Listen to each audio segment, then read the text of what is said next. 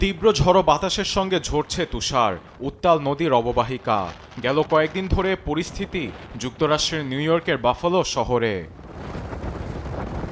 তুষারঝড়ে বিপর্যস্ত সার্কিউস শহর, চারিদিকে ঘন কুয়াশা, রাস্তায় জমে আছে তুষারের স্তূপ। রাতের ব্যস্ততম নগরীতে যানবাহনের পাশাপাশি নেই মানুষ।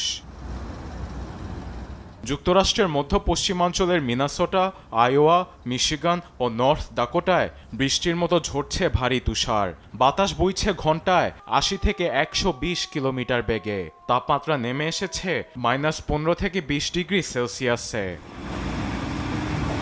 মিশিগানে প্রায় ৫৬,০০০ মানুষ বিদ্যুৎ বিচ্ছিন্ন হয়ে পড়েছে।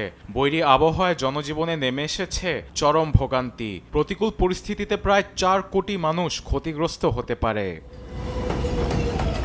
ভারী তুষারঝড়ের কারণে এখনও বন্ধ রয়েছে কয়েকশো ফ্লাইট। সপ্তাহব্যাপী পরিস্থিতি অব্যাহত থাকবে এমন পূর্বাভাস দিয়ে সতর্ক করেছে মার্কিন আবহাওয়া দপ্তর। আরবিদ আফসার, নিউজ ডেস্ক, দেশ টিভি।